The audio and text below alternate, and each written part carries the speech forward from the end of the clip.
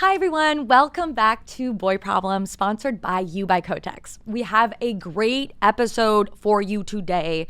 Let's get into it. We spent a lot of time talking about the male loneliness crisis when there's something just as urgent happening and actually preceded the male loneliness crisis, which is the flirt recession. Okay, this is a very serious issue. Everyone should be talking about it. And the reason I started noticing that it was happening when men would be looking at me like they're on the toilet. Okay, they're like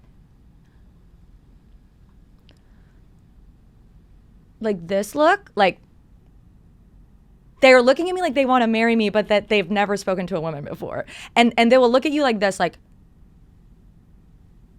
and then never ask for your number. Not a hi, not a, hey, what's your name? Not even a grunt. I call this the male gaze maze. You like feel consumed by it. Like you can't get away from it, but you don't know how to get out of it. It's like when a man looks at you like you're a rotisserie chicken at Costco, but again, has no credit card. Another term is the Riz paralysis. That's the technical term. So because we are in a risk paralysis, a flirt recession, there are a few strategies that I've developed in order to cope with it and initiate contact with men who clearly want to initiate contact with me but are unable to. One, you ask them a question about your surroundings. I kind of figured this out in the wild because I never know where where the gate is for my luggage. I don't know how everyone always knows. And so I just asked the first person that I saw that I kind of recognized from my flight.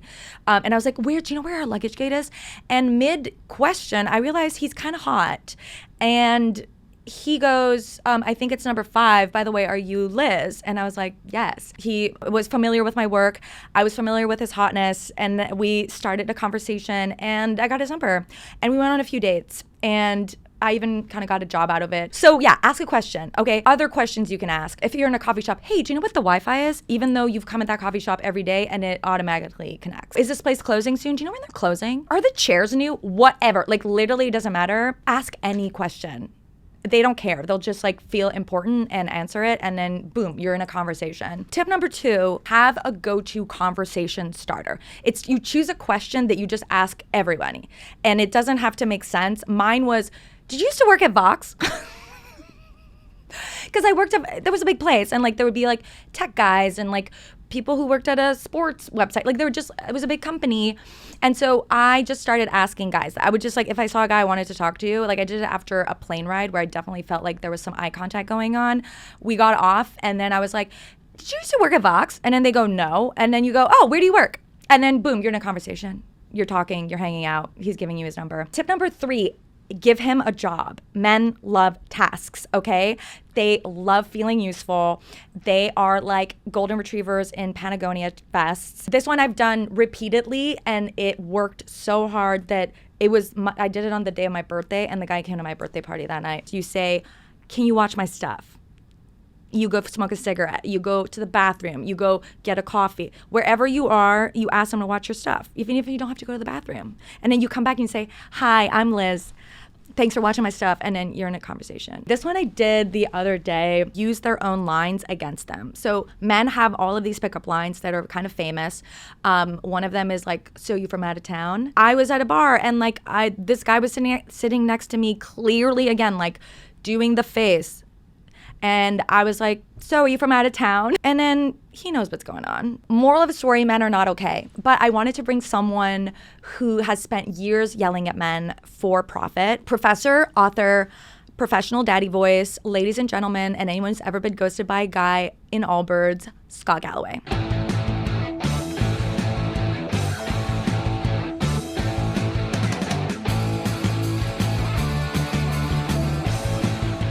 Okay, Scott, you talked a lot about how men are struggling, how they're lonely, they're broke, they're falling behind. And honestly, I believe you because I've dated them. So Scott, here's my question. How do we make men feel comfortable approaching women again without resorting to tricks or sorcery or asking them to watch our bags? So Liz, great to see you. I think you're a good person to have trying to address these issues. So the scariest stat I've seen along the lines of that question is that 51% of men age 18 to 24, so the majority of young men, have never asked a woman out in person. And when you think about if you have the confidence to walk up to a potential romantic partner and open, you're immediately in the top half of young men in terms of your willingness to take a risk and endure rejection. So, just as a goal, even if you get to a no, that means you're in the top half. You've immediately separated yourself from the pack. So, first is an aspirational goal to get to a no and to have that confidence and to realize that if the person is not interested, you're both going to be fine. And to be Yeah. respectful, not, nice meeting you, enjoy your evening. You'll pick up on the vibe that this person is not interested.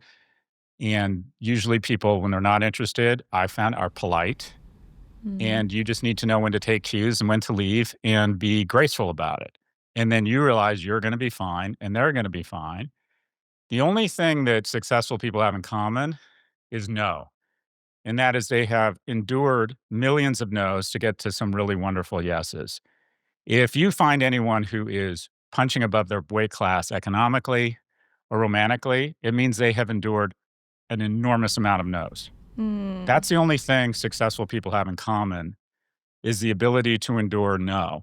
And so if you aren't getting to know, you aren't punching above your weight class. You're not being aggressive enough professionally, from a friendship standpoint, trying to engage people who you'd like to be friends with, who you think is maybe outside of your weight class or too cool for you or too successful, whatever it might be. And also to approach um, potential romantic partners and express interest while making them feel safe. That's the key, while making them Ooh. feel safe. Now, the question you asked, why is that? I think one, young men have fewer venues to meet people. It is expensive to go out. 40% of bars and nightclubs here in London, where I'm living, have closed since the pandemic. People aren't going to church as much. When people went to temple, it was sort of like, okay, there's single men, there's 7 single women. They kind of figure out a dance and weight class. The parents get over involved Mm. and they sort of pair up. The attendance to religious institutions continues to decline. Fewer sports leagues. Young men aren't going into the office. Remote work, I think, is terrible for young people. In addition, men do receive mixed signals, and that is they're told, a lot of times the word creep will be used. And I've Mm. decided the difference between creep and romantic is the perceived attractiveness of the person initiating the contact. Everyone's up for a stranger approaching them If they're and hot. starting a conversation as long as they find them attractive. Yeah. In addition, you see I'm seeing recently a lot on TikTok about women saying that they're just taking enormous risks dating a guy, that they might be unalived, which is Latin for murder. If I go on a date, I might be murdered. And while 2,500 women a year are murdered by men, most of them men they know, that is unacceptable. Men have a responsibility because of their physical size to always default to protection. It is a real issue, and until it's zero, it needs focus. Having said that, 40,000 men will kill themselves this year.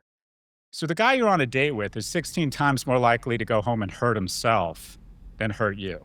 Mm. We lose approximately 10,000 men and 10,000 women a year to driving fatalities, meaning the drive over to the date is 4 times more dangerous.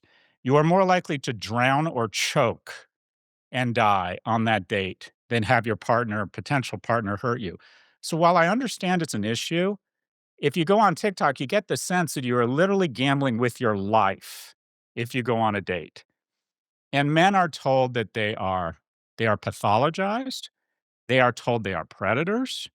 They are told they constantly get reinforcement on dating apps where the top 10% of men get a disproportionate amount of interest, that women are not interested in them. And then on the flip side, you have all these low friction substitutes. Why make friends, which is hard when you have Reddit and Discord? You can find people who are exact same interests as you. Why go through the hassle of getting a job and putting on a tie and putting up with the injustice and the bullshit of the corporate world when you can trade stocks and crypto on Robinhood and Coinbase, which is a disaster, I think, for young men who are more prone to gambling and love the idea of making money without actually working. And then why would you have a plan, develop a rap, develop a sense of humor, shower for God's sakes, work out, ask somebody with better taste than you to dress you, take risks, save money so you can go out on a date, and endure the type of rejection you are setting yourself up for in the dance of romance? Because the reality is women have much finer filters than men, which means they are going to reject much more than they get rejected. So unless you are willing to endure that rejection and make the effort to date, I mean, which is a huge effort. Why would you do that when you have porn? So what you have is the brightest minds armed with the most godlike technology are trying to convince young men that they don't need these high friction efforts of friendship, professional success, and romantic success because there's a low calorie, low friction, low risk substitute.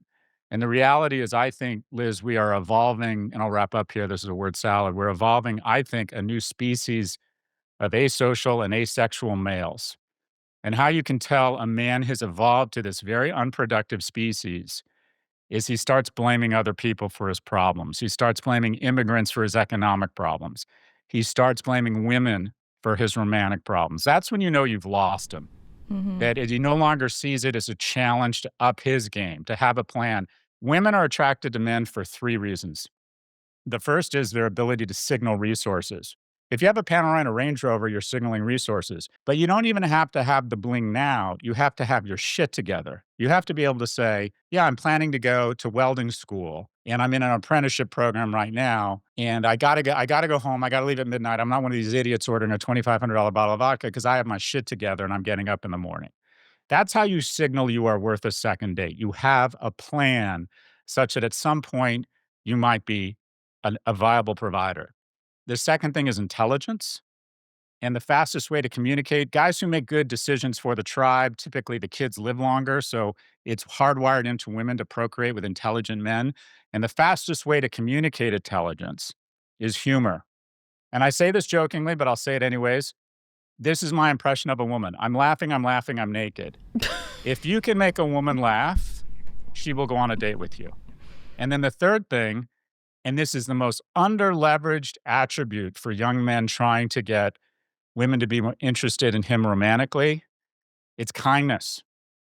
And that is women want to know that over the long term, through gestation, through times in her life where she may be vulnerable and not able to work, that you are a kind man, that you treat others well when there's no reciprocal expectation of something in return, that you're good to your parents, that you're nice to your neighbors, that you think that you're good to service staff. This is the most under-leveraged arrow in your quiver as a man. And I also think you say, well, if it's not genuine, it's just bullshit. I don't think that's true. I think kindness is a practice. I don't think of myself as innately a very kind person. But at a young age, I started thinking, how can every day I express kindness until that muscle becomes memory? Yeah. And Which I start just and being that's kind. the opposite of what the Manosphere is telling men online, right? Like it's that kindness is feminine, that kindness is a weakness. And in many ways, they're kind of reinforcing the very opposite of what you're saying. I think that's right. I think to the far right's credit, they recognized the problem with young men before anyone else. They said, there's a problem here. They felt it. The problem is their solution is one, they conflated masculinity with coarseness and cruelty. That if you start referring to women as a bitch, or don't let her go to the club, or assert your power, show up in a supercar and trade crypto, that somehow that's masculinity and that's what women want. And that could not be further from the truth. So in addition, they also incorrectly correlated the rise of women with the fall of men. That is not true at all. Right. The rise of women is what has added to our economic growth. It is what made households more viable. It is the reason why our birth rates have not totally gone to zero, is that we have wonderful, mostly equal rights for non-whites and women. That has not come at the cost of men. So, but they assume that, and they want to take us back to the 50s, where non-whites and women had much less opportunity and were treated really poorly. And it's just a stupid argument. I'll take Netflix and Novocaine over the 50s any day. And then on the far left, we decided that the answer to this masculinity crisis was to tell men to act more like women. If we were just more in touch with our feelings, if we just leveled up, if we just weren't as violent, we started pathologizing. I can't tell you how many times in my comments, Liz, I'll get, well, if men just got their shit together, they wouldn't have these issues. Can you imagine me saying that about a black person or a gay person? But here's the thing, Scott. A black person or a woman didn't build the system that we're in. Men have built the system that we're in. And now more than ever, We don't even need to name any names. Like, you turn on your TV and you look at who's in government and who's in charge and who's deciding things and who put those people in power, and it's men. I think that's at the crux of the frustration of a lot of women when they hear about the loneliness crisis, when they hear about these, the plight of men, which, I'm with you, is something we should be worried about. They get frustrated because they go, but you have power. We don't have the power that you have. So change the system. You actually have more influence than us in being able to change the very system that's hurting you.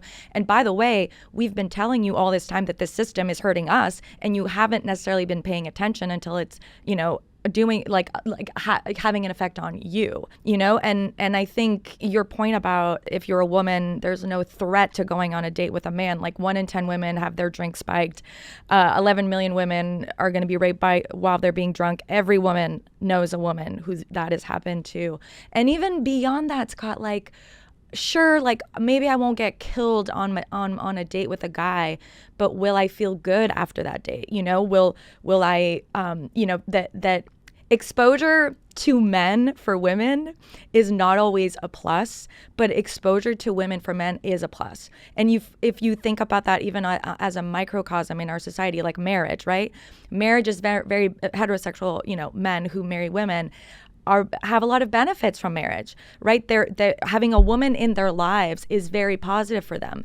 But the opposite is not always true. It obviously, I'm not saying it's always bad, but the benefits, to having a female presence in your life if you're a man is usually on the, just a total positive. And for women, it can be the worst part of your life in many ways. Okay, Liz, a lot there.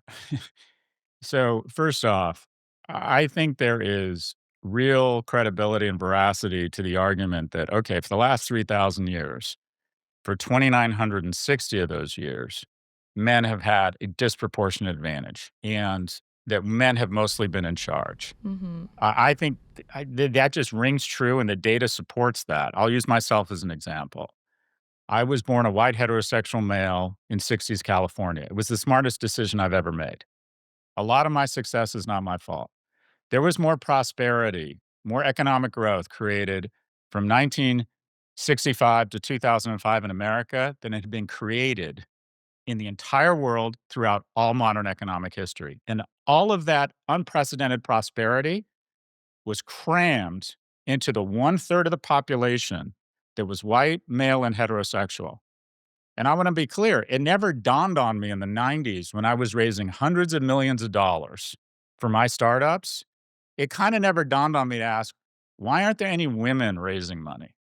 Why aren't there any Black people raising money? Is it because they don't want to be entrepreneurs? No, it's because the system had been designed by not only white males, but in my community of venture capital, 40% of all venture capitalists and probably 60 or 80% by dollars deployed was arbitrated by white guys from Stanford and Harvard. So it was not only white heterosexual males in the startup community, it was white heterosexual males who'd had the benefit of rich parents such that they could go to Stanford or Harvard.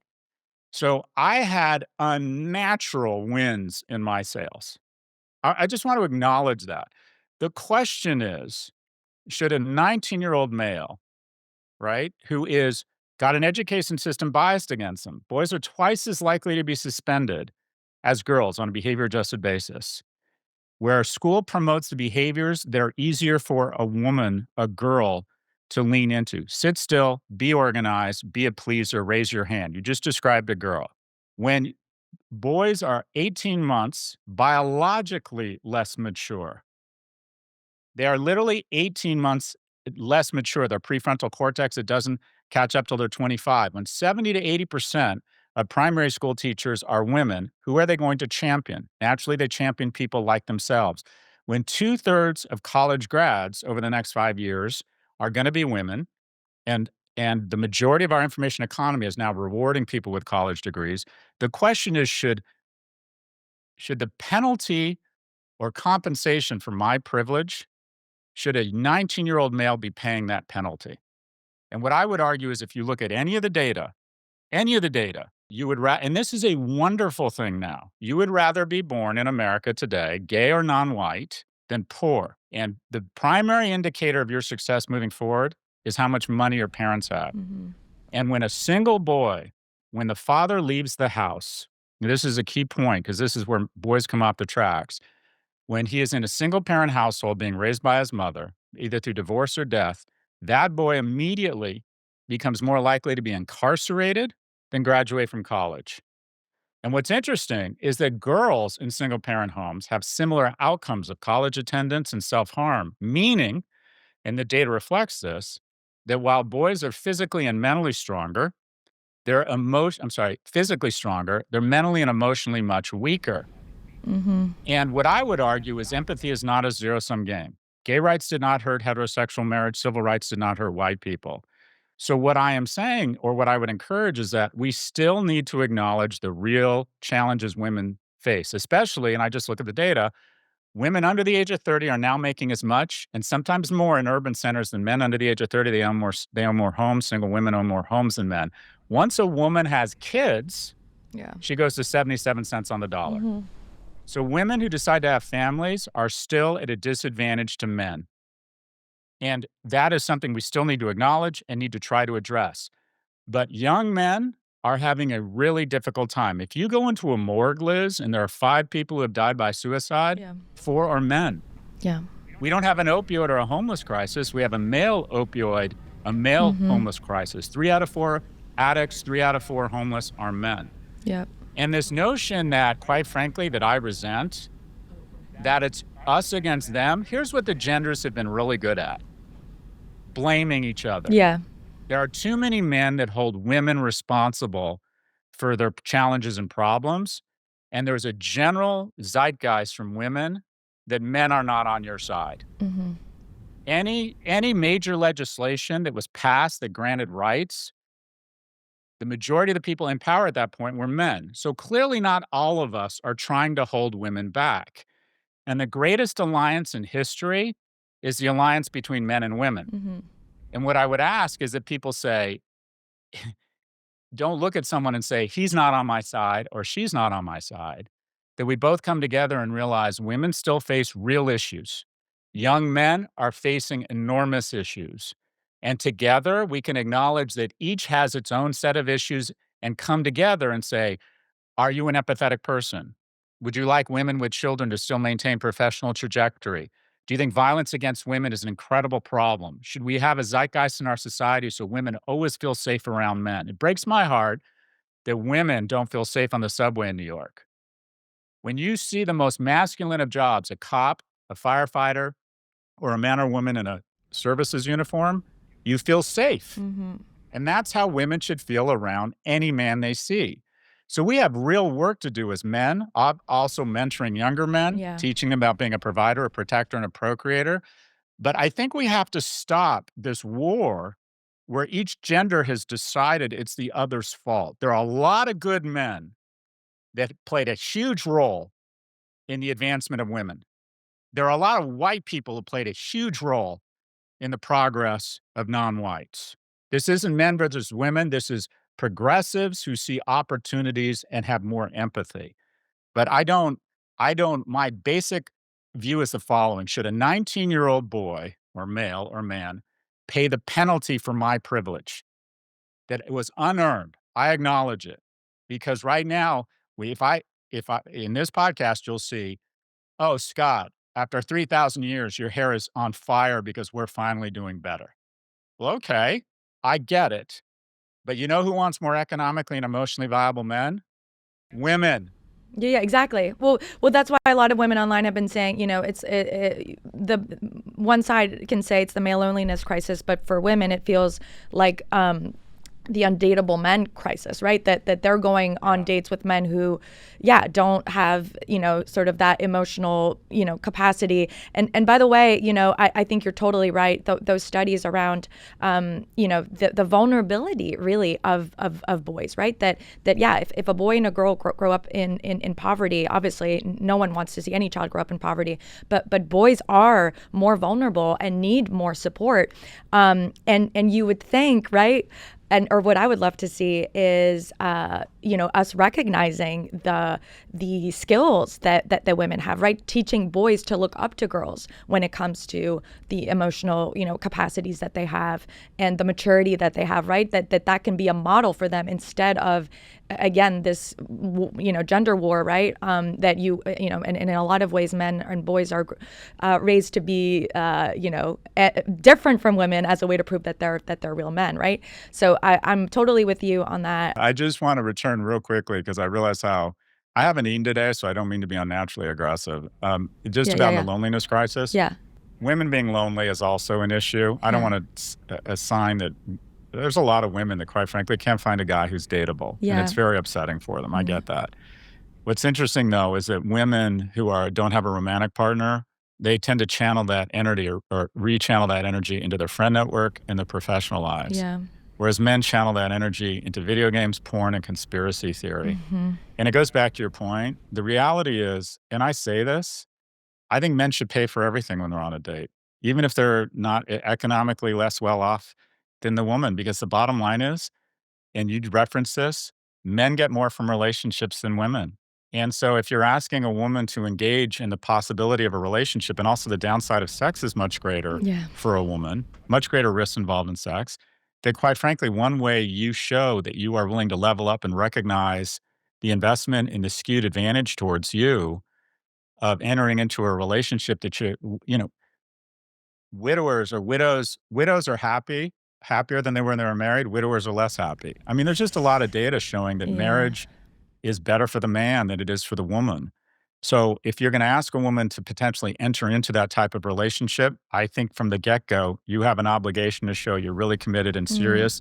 And one easy way to do this, and this sounds really crass, and I teach my boys this, you always pay. Yeah. I just think I know that sounds tribal and primitive, but and my son came back, my 17-year-old boy said, "Dad, that's so primitive." And I'm like, do you ever maybe potentially want to kiss this girl or have her agree to kiss you? And he's like, yeah. I'm like, then pay for everything, regardless of what she says. And I know how sexist that sounds. But anyways. No, I support it. I support it. Because I don't want to sign off. I don't want to diminish the loneliness thing. Last stat I'll give you is that 1 in 3 men under the age of 30 has a girlfriend. 2 in 3 women under the age of 30 has a boyfriend. And you think, well, Scott, that's mathematically impossible.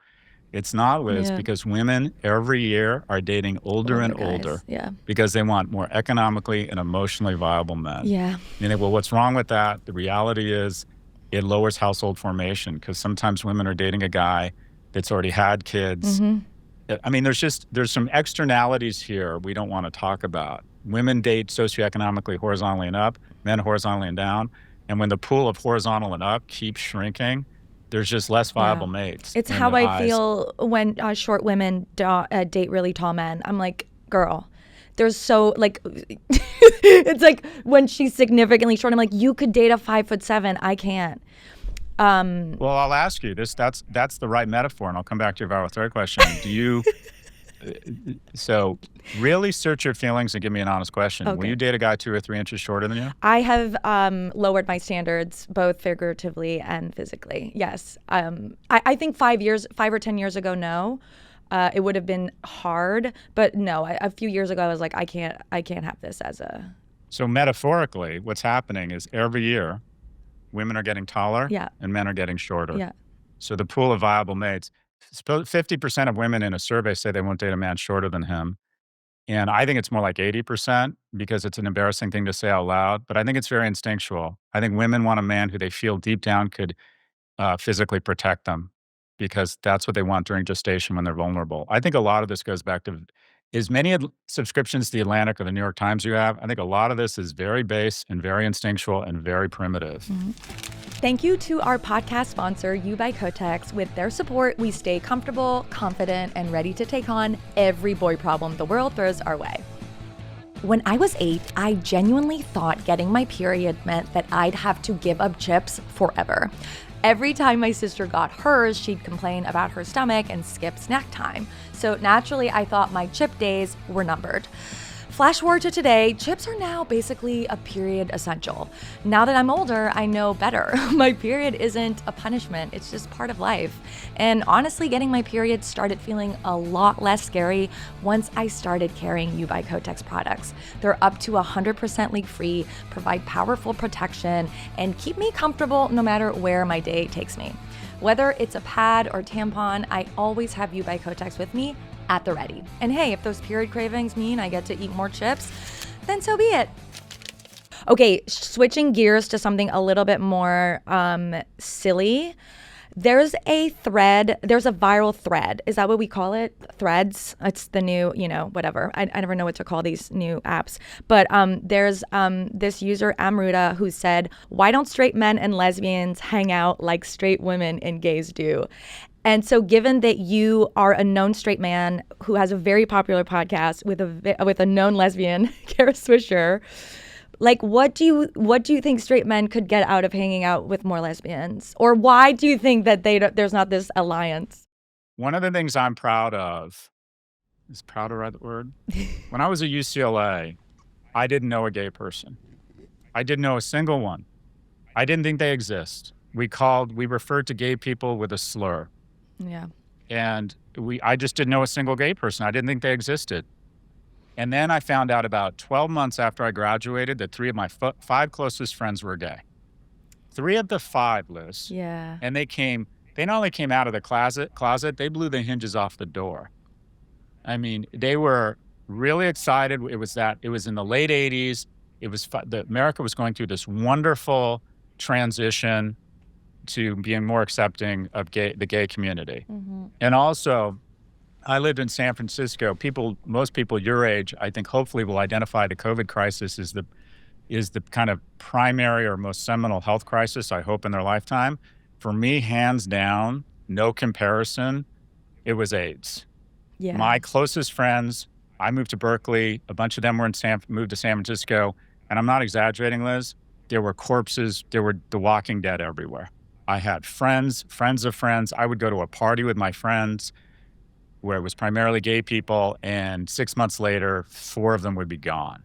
I mean, and that, I think, in a weird way, created just a lot more empathy for the gay community. It also brought out a lot of homophobia, but it did, I think, at the end of the day, when you hear about your friend's son dying, yeah, you realized, Jesus Christ, that was a kid just like my kid with aspirations. That was a seminal moment for me. So I have always had really close gay friends. And I realized that for some reason, I am drawn to men with more feminine attributes. And the way I would circle this back to our conversation is that masculinity is not sequestered to anyone born as a certain gender. There are a lot of women who demonstrate outstanding masculine features. I think men are more inclined and have an easier time leaning into those masculine attributes, just the same way as women have an easier time leaning into some wonderful feminine attributes. I tend to be drawn to men who are more feminine and more caring and nurturing. The majority of the relationships I have with my friends is I make them laugh and they think I'm a frat jock idiot who's funny and nice and hopefully generous, and they take care of me. And so I was always naturally drawn to gay men. And even saying that out loud, that people of a certain sexual orientation might have different characteristics, you're called homophobic. And I don't think there's anything wrong with acknowledging that some of us have differences that make us wonderful and different, which in no way should diminish the opportunities and rights each of us is entitled to. But I've always had close friends who are gay. I did not think I knew any lesbians. Because I think a lot of it is a lesbian woman sees a guy like me and thinks, I don't know if he's going to be accepting of me, so why do I want to put up with that bullshit risk? And then I became close friends with Kara about a decade ago, and all of a sudden, women start coming up to me and saying, hi, I'm Lisa, and by the way, I'm a lesbian. And it's like all of a sudden, they've gotten a hall pass to engage me as a friend because they realize that they aren't taking a risk with me, that I love hanging out. I just want to hang out with fun, high-character people. Mm-hmm. And the woman producing my podcast is as loud and proud lesbian. And she realizes that I'm going to give her just as much shit as anybody else and also hopefully give her the same compensation and respect as anybody else. But I agree with you. I think that the solution here, rather than virtue signaling and saying, oh, yeah, every man should have a lesbian friend, I think that the way we get there is through mandatory national service. One of the great vehicles for progress around civil rights and sexual orientation that is unfortunately being dialed back by what is a depraved weirdness out of this administration is our armed services. And that is, if you're in a foxhole and worried about getting your head blown off, you don't give a flying fuck what the sexual orientation or race or ethnic or income background is of the person in the hole next to you. You just want to know they are really good at their job and that you can count on them and they can count, and they need to know they can count on you. And that broke down a lot of racial barriers. I think we need mandatory national service where people can meet other great Americans from different sexual orientations, different income groups, different ethnicities, and see and work in the agency of America. And quite frankly, just have more interaction with each other. Because as a tribal species, when I got to UCLA, I hung around other kind of white male jocks. And you forget, and until you hang out with other people from different backgrounds, you're just going to lack that empathy. You're just not going to ever really walk in their shoes. So what I would like to see is national service that exposes young people, as I was accidentally, quite frankly, unwittingly, to another community that I ended up being very comfortable with and really getting a ton of benefit from. My solution here is, I think, mandatory national service where young people get the opportunity to meet people with different backgrounds, all serving in the agency of their country. You just gave me like an idea. I feel like, what if straight men had a mandatory lesbian friend? Like, what if, because I feel like that, if you want to be better at approaching women and having sex at women, you know who's really good at having sex with women? Lesbians. My roommate, she just got gay last month. She like totally fell in love with her best friend. If I said that, everyone would say she's been gay her whole life, Scott. You were just too dumb to realize. No, I mean, she was bisexual, but she was dating guys. I saw them. They need to put a shot clock, like an actual timer, so that they stop having sex, because there's just no end to it. Because they just could go on and on and on and on and on and give each other orgasms. So I think if straight men, I think we've just solved the loneliness crisis. If every straight lonely man gets a lesbian friend, does like you and Kara, I think we could solve this really easily. I'll give you another pro tip in terms of men who want to punch above their weight class and meet women. Get a gay friend and go to a gay bar. Because at that gay bar will be a bunch of the gay man's cool friends who like to dance. The music's better, the vibe is better. And just being there makes you an aspirational male. I used to go to gay bars all the time and gay clubs with my friends all the time in New York in the aughts. And it was, anyway. It's incredible. And compliments from gay men are worth more. When a gay man compliments you, it's like, oh my God, I must be really doing things right.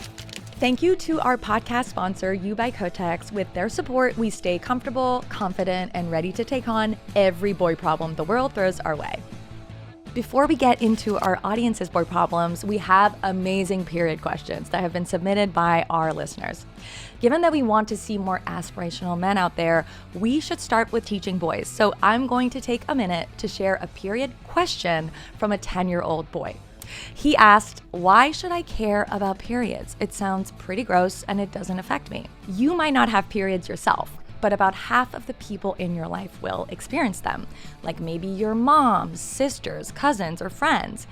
Understanding periods helps you be kind and supportive to people that you care about. Think about it like this. If your friend broke their arm, you'd want to understand a little bit about why it hurts and how casts work, right? You wouldn't need all the little details, but knowing the basics helps you be a good friend. Periods aren't gross. They're just part of how some bodies work. The more we learn about different kinds of bodies, the better we can understand and respect each other. Plus, someday when you get older, this knowledge might help you be a better friend, brother, partner, or even parent. Trust us, understanding women's bodies and practicing empathy will win you major brownie points with the girls in your life. Thankfully, You by Kotex makes period products that are safe and trusted for all the women in your life. The more you know, the more supportive you can be, and that's pretty cool. So, boy problems. Okay, this one is called The Man Who Needs a Job. I got pregnant 2 weeks before my 40th birthday with a man I had been dating for 3 months after being told I could not have children. Complete miracle. Holy moly. He wasn't financially ready to have a kid, but he's the kind of guy that was born to be a dad, and we decided we were going to do this together. Before the baby, we had talked about his job, and how he needed to find something that would enable him to help financially support the family. We went over finances. I created a shared Google Doc. He moved in. Great. But then nothing. It has been almost 18 months since the initial conversation, and nothing from him on the job front changed, and he has contributed very, very little. Meanwhile, I was laid off in November, and somehow I'm still responsible for all bills, groceries, daycare, and everything else, baby. I wanted to be direct with him, supportive of him, and not emasculating, but at this point, I'm over it. We recently started couples therapy at my request, and it doesn't seem to be helping. My armchair opinion, he's depressed and feels less than because he didn't get a college degree. I am at a loss financially and emotionally. What do I do? The first is my advice for her is forgive yourself, that you're doing everything you can. You got pregnant, you're trying to be supportive and understanding and patient of your mate, and you got to recognize there's only so much you can do until people decide to help themselves. I've been in interventions with people addicted to heroin, and after listening to all these people talk about how much they love this guy, he just looked around the room and said, and this was a guy like with everything engaged, who said, I know you all love me. I appreciate what you've said. I choose heroin. Whoa. Until someone decides to help themselves, there's just only so much you can do. Yeah. I think she has to take care of herself. But this is such a personal question. There's no silver bullet for helping someone who's not willing to help themselves. I coach a lot of young men who sound like this guy but are younger. And I give men, what I do with men is the following. Everyone has an advantage. And someone like this their advantage is time. Time is capital. There's financial capital, there's human capital. I go into their phone and I say, unlock it.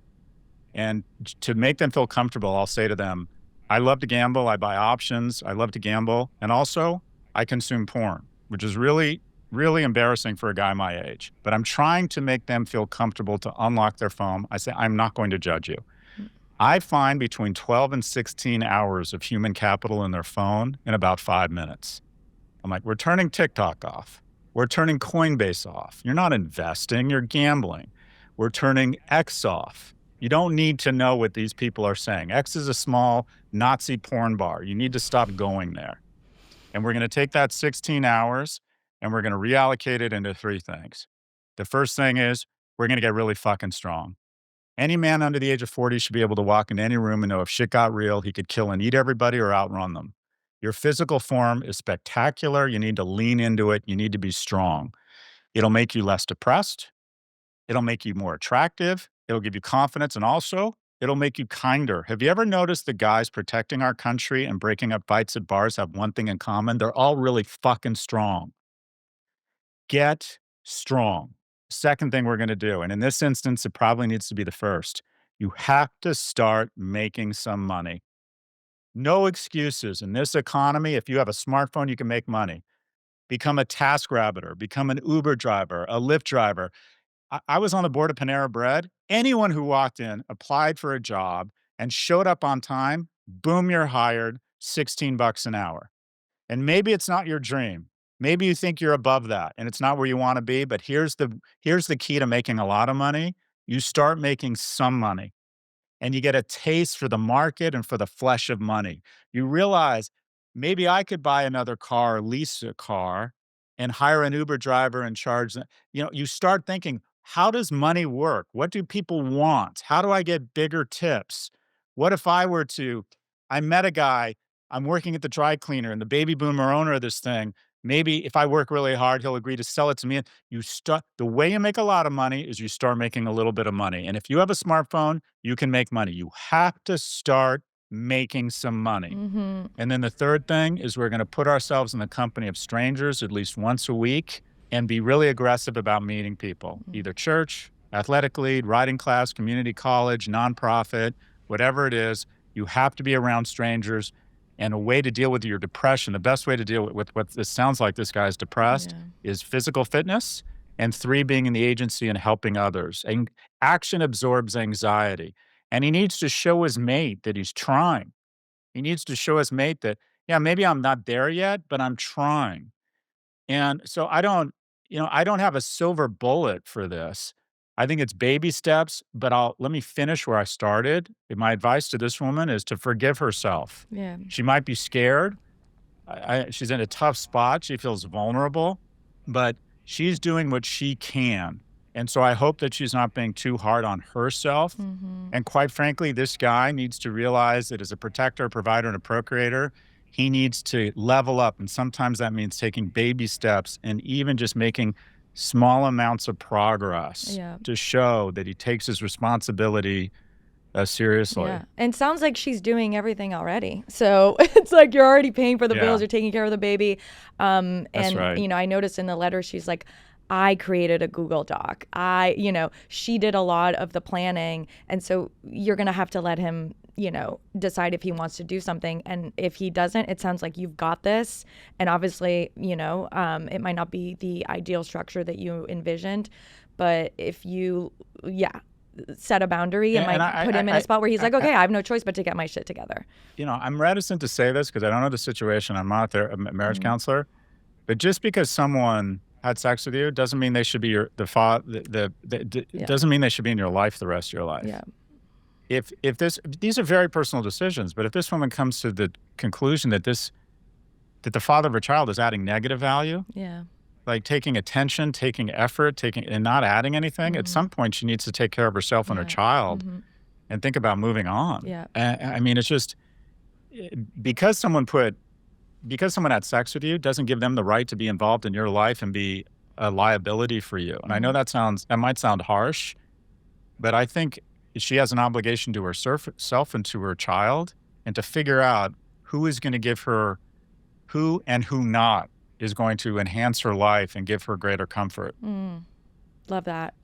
Ghosted at 39. Ugh, I'm 39, have no children, and I'm recently divorced after a 10-year marriage. I started seeing this man and I thought I hit the jackpot. Been there. Excellent conversationalist, older, literally said we should act like real adults. Mind games or lack of accountability is not my thing. We had great sex, same music taste, future plans. Life was good until he made a scene saying his emotional needs weren't being met after I forgot to tell him that I went grocery shopping one day. He said, "You didn't tell me that. I feel like I tell you everything and you just go around giving me attention." Wait, you didn't tell me that. I feel like I tell you everything and you just go around without giving me the attention I'm seeking. He threw a whole tantrum and ghosted me. It's been a couple of months and he only reaches out when I send him something that reminds me of him. Otherwise, he ignores me completely. I said to him, I get it. I won't reach out again. And he replied, no, that's not what I want. So what the hell is going on? Because I don't understand the mindfuckery. All my friends say, welcome to the streets, bitch. Situationships are now the norm. Here I am at 39, going on 19, wondering why he won't reach out and posting stories to tease him. Don't do that. Oh, don't do that. So bottom line is this what modern dating is? How do I let go of him? SOS. What is this? Well, I'll give my answer. And then the reality is you're more in touch with, quote unquote, the Being 39 and jungle out there ghosted than I am. Trust me, I've been. Have you been the ghosted, reason Scott I have Galloway? a wonderful life, simply put, and this is the lesson I would give to any young person, is I have a willingness to endure rejection. That's it.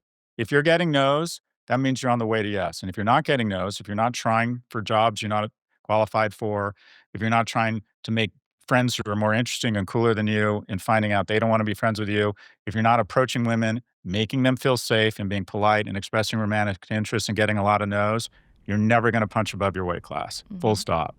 So, I've had a lot of that in my life. What I talk to a lot of young people around dating, mostly young men, and a lot of times they get ghosted. And quite frankly, I think a lot of men get ghosted by women. I think this is on both sides of the aisle. As a matter of fact, the study I read is that if a guy of average attractiveness has to swipe right 200 times to get one coffee, and for every 5 coffees he gets, 4 will ghost him. The women will reconsider and not show up or make excuses and decide, her finer filter kicks in. She goes back to the profile and thinks, do I really want to meet this person in person? Anyways, this is an issue on both sides. Yeah. What I tell people is the following. We are such narcissists and ego-driven creatures. You know, I had a woman call me, this 26-year-old, incredibly impressive woman who I've worked with, and she was so excited about this job. They told her she was going to get the offer, and she didn't get it, and she just is heartbroken and coming up with all these conspiracy theories. And then I have another guy who went on 2 great dates, went on a weekend with this woman to a wedding, they had an amazing time, and she has just flat out ghosted him. Like nothing. Oy. And he's in his head and freaking out. And what I tell people is, you would be shocked how much the world is not about you. And that is, you're like, she didn't like me. Yeah. As far as you know, her father was just diagnosed with cancer, and her mother is having a really difficult time, and she is behind on her student loans, and it's not fucking about you, boss. She needs to focus on herself and her family. He's not calling me back. Well, you know what? Who knows? Maybe he just got laid off. Maybe he just got laid. Maybe he's got laid off. Or, quite frankly, you have to be open to the notion, maybe he or she's just not that into you. And guess what? You're both going to be fine. But we have a tendency to go into our head and ask ourselves, what is wrong with me, or what was wrong with the relationship? Not recognizing that a lot of times, oh, it's a guy who's been hopelessly in love with his ex-girlfriend, hopelessly in love, and is getting back together with her. Oh, I have a friend who was dating someone, and he's in his late 40s, and he was telling me, I've been going through something with him. He has prostate cancer. And he met up with a woman, and she said, why did you just ghost me? And I thought about, from her perspective, all she saw was the ghosting. I'm like, did you tell her you were diagnosed with prostate cancer? Which has a lot of impact on your everything. Sex life. Yeah. And he said no. And I'm like, okay, so put yourself in her shoes. All she knows is she went out with this nice guy who seemed to be very interested in her, and then he got ghosted. And she probably wasn't thinking, oh, I'm wonderful. It's not about me. He was just diagnosed with prostate cancer. So what I would say is that oftentimes it really isn't about you. Yeah. And you don't know what's going on in that person's life. And also, there is no one. You talk yourself into believing. What I find when I was your age, listen, I became, I don't want to say obsessed, but overly like infatuated with someone. It wasn't because they were the one. I don't think there is a one. I think people hook up mostly about the timing is right in each of their lives. But I would I would get super into somebody. And what I realized is that when I got really into someone, it wasn't that they were the one. It was because I was hoping they could rescue me from my life at that time, which I was not enjoying. Yeah. I would create these fantasies. I fell in love with this woman who was a Broadway dancer, and I was thinking about moving to a smaller town to teach, and I thought, we're going to move to Chapel Hill. I'm going to teach at UNC, and she's going to teach dance. And I created this life because my life in New York was so hard, and I wasn't doing as well as I'd hoped. And I was kind of depressed. And so I would create these fake lives, and this person represented an exit plan for my life that I wasn't enjoying. So a long-winded way of saying, 1, it's probably not about you. 2, he or she may just not be that into you, and you're both going to be fine. And 3, ask yourself why you're so into that person. And unfortunately, we are insecure creatures. We always want to punch up evolutionarily. So the best signal that someone is superior to us and we should mate with them is when they reject you. Yeah. That immediately sends a signal that that's who you should be mating with. That's evolutionary progress. Mate with someone smarter, stronger, and faster than you. And the best signal for that, unfortunately, is if they reject you. And it's terrible, but it's true. Like scarcity and rejection. I like him, I like him. I like her, she just blew me off, I'm in love. Yeah. Right? So 1, how much of this is how much have you decided is because of scarcity and they don't like you? 2, it's probably not about you. And 3, there is no one. Move on. Yeah. You will find someone else as long as you're a good person, you try hard, you say yes to shit, you get out there. And also it's a long life. Sometimes people come back into your life and you find out they had prostate cancer. Literally. And men, yes. And men, by the way, I think women tend to share more, or again, when they're going through something hard, they have the impulse to connect, and men don't always, right? And it's so true. I look back and when I've been ghosted or even like soft ghosted, then I would learn a few years later, a few months later, like, oh, he was having panic attacks in the subway and he just, stopped reaching out. But it wasn't because he didn't, that his feelings changed towards me. Or the other, actually, a few weeks ago, I met this guy at a party and he was like, oh, hey, I'm whatever. And I literally didn't remember him. But then when we were talking, I was like, oh, yeah, we met at this thing. He ghosted me because I made a joke over text that he didn't get. And so he never responded because he felt dumb. And then now he's trying to date me. You know what I mean? Like, so you never know, to your point, what the reason is. And if you're going to make up a reason, you might as well be delusional. You might as well say, I'm just too good for them and they got intimidated. Because you're going to invent a story anyways. The other thing, though, people in their 20s probably need to play games, and I can't coach them on these games. But I think once you get into your 30s and 40s, I do think it reflects a certain amount of confidence, and I didn't have this confidence, that if you're ghosted or whatever, to just reach out to someone and say, oh, I'm really disappointed. I really wanted to spend more time with you. I really liked you. Yeah. I think there's a certain confidence in that. And I found until much later in life, I was always trying to protect myself and always trying to pretend that I was too cool and didn't care and not be honest about how much I was hurt or how disappointed I was. I was trying to be kind of too cool for school. And I do think that when women, I remember one of the first times a woman actually said to me, I really want to spend more time with you. I'm really into you. And I remember it was so shocking. One, I didn't get that a lot. And two, it just reflected so much confidence. Yeah. So I think that people who are more in touch with their emotions and can be very straightforward, but also have boundaries, aren't going to let anybody, this sounds like this woman should have stopped texting this guy a long time ago. Yeah, he sounds like a loser. He doesn't know what he wants. Also, that's not hot. Because one thing I also think is I tried doing, especially again, like when I was dating a lot in my early 30s, is like reframe sadness or rejection as like, I'm not attracted to that, right? Like, are you attracted to a guy who texts you, he doesn't want to be with you, but then don't stop texting me? It's like, he's undecisive, he doesn't know what he wants. Like, that's not hot. So you're not, reframe it as like, I'm not attracted to that. And it works. You have to go, Scott, but this has been absolutely wonderful. Thank you for your time, your generous insights. I know you help so many young men. I know you help a lot of young women by helping so many young men. And we're extremely grateful for your time today. Liz, I'm an enormous fan. And so let me know how I can be helpful. And let's commit, your listeners and my listeners, let's commit to reforming and rejuvenating the greatest alliance in history. And that is like-minded people of both genders who want both to succeed, and also think men and women together create really wonderful things. Yeah, I love that. And let's stop pathologizing and blaming each other. Let's reform this wonderful alliance. I love it. And just being friends with more lesbians. Let's just do it. Everyone can do it. I'm in. Thank you, Scott. Thank you, Liz. You're amazing. Thank you. Bye.